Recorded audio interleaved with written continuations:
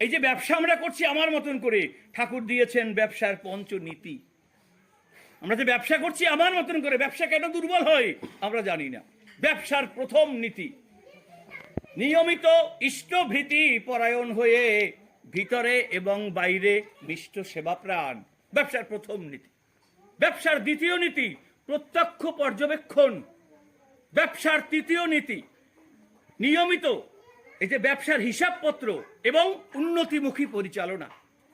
Number 4, কথার খেলাপি না করা। নাম্বার 5, লাভের 1/4 নিয়ত মূলধনে যোগ করা।